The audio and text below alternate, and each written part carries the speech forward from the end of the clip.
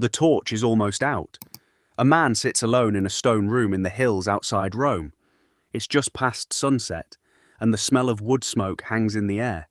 On the table in front of him sits a bowl of grain, some cheese, a little wine. This is it. This is the only real meal he will eat today.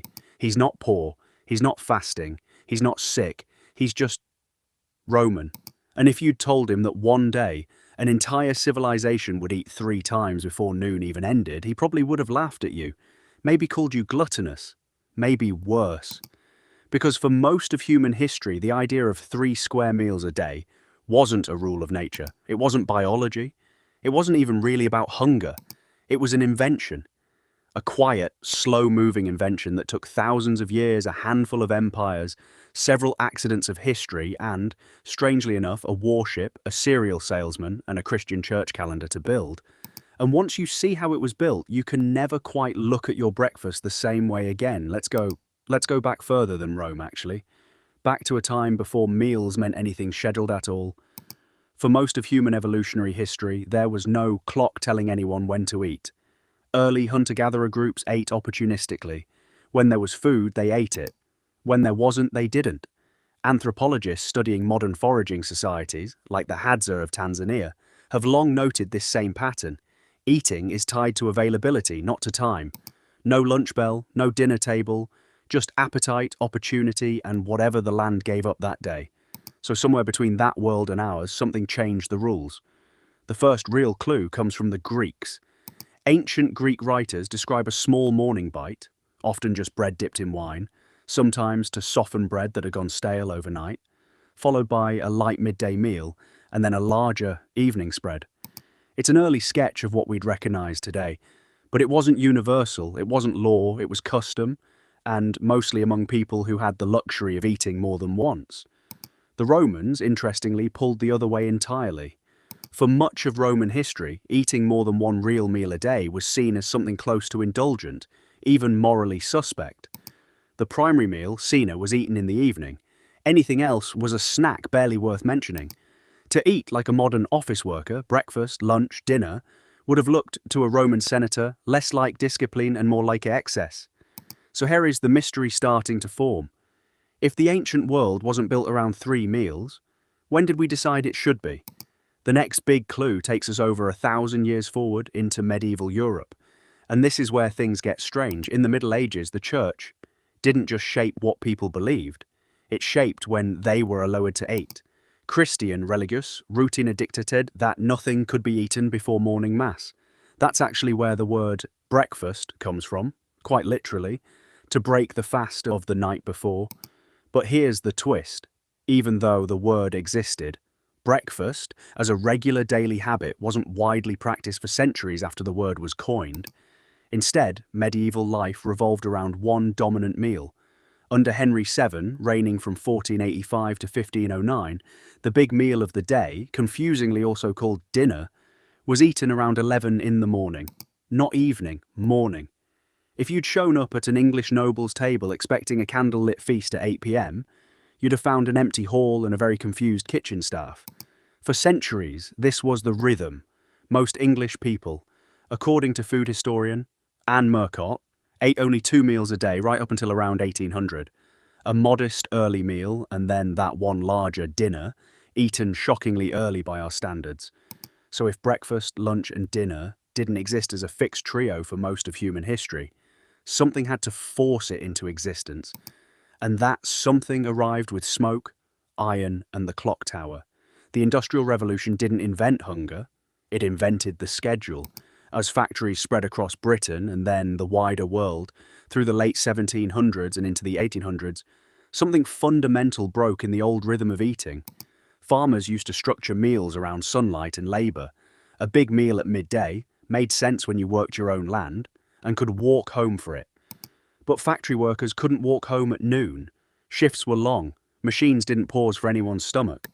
And increasingly, cheap, reliable candlelight meant the working day and the eating day could stretch long after the sun went down. So the big midday dinner began sliding later and later into the evening, chasing the end of the workday instead of the height of the sun. By the mid-1800s, across much of Europe and the United States, that evening meal had become the anchor of the day. the version of dinner we still recognize now. But something was still missing from the middle of the day. A gap. And into that gap came a strange little word. Lunch. Its origins are almost comically messy. One early source from 1617 mentions a great lump of bread and butter eaten alongside cheese. By the mid-1700s, a dictionary defined lunch simply as much food as one's hand can hold. Not even a scheduled meal, just a portion size. Somewhere in the first half of the 1800s, that word tangled together with another old term, nuncheon, a light midday snack whose name carried echoes of noon. Slowly, the two merged, and lunch, the newest member of the trio, was born, not from tradition, but from factory whistles and the need for a quick, contained break between shifts. There's one more surprising piece of this puzzle, and it comes from the sea.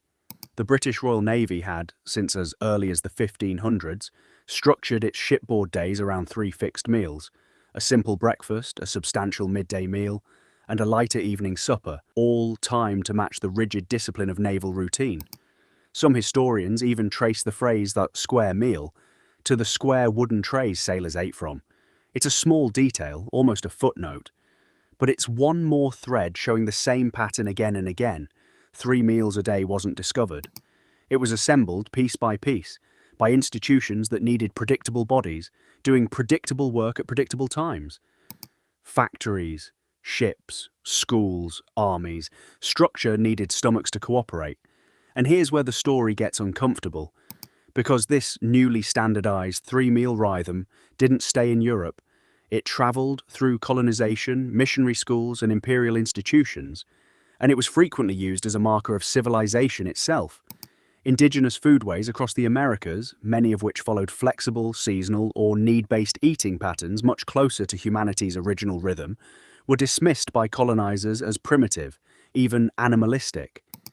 Eating when hungry, once the default mode of our entire species, was reframed as a lack of discipline. Eating on a rigid, imposed schedule was reframed as progress. That framing didn't just fade with time. Researchers studying food systems today, including work by Bodirsky and Jessica Johnson, have traced how these colonial-era judgments about proper eating became embedded in policy that helped sever generations of Indigenous communities from their own food traditions.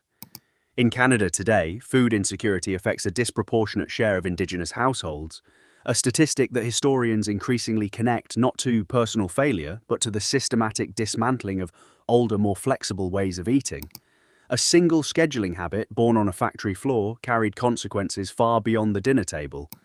And then, just as the 3-meal pattern was settling into place, one more figure sealed it into culture for good. In the early 1900s, John Harvey Kellogg, yes, that Kellogg, helped popularize a new kind of breakfast food, the cornflake. What followed was a wave of advertising through the 1920s and 30s, insisting that breakfast wasn't optional. It was, the ads claimed, the most important meal of the day. A phrase you've probably heard 100 times, repeated so often, it feels like ancient wisdom. It isn't ancient, it's marketing. Barely a century old. So when you sit down tonight, plate in front of you, fork in hand, without a single thought about whether you're supposed to be eating right now, you're not following biology, you're not following some deep evolutionary code written into your body 100,000 years ago. You're following a factory bell that stopped ringing generations before you were born. You're finishing a sentence that began with Roman senators eating 1 meal after sunset, continued through monks breaking their fast after morning mass, drifted through English dinners eaten at 11 in the morning, and was finally hammered into its modern shape by steam engines, naval discipline, colonial ideology, and a man who wanted to sell you cereal. 3 meals a day was never really about your hunger, it was about someone else's clock. And maybe that's the strange, quiet truth sitting on every table tonight, that even the most ordinary rhythms of our lives, the ones we never think to question, were built by people for reasons that had very little to do with us at all.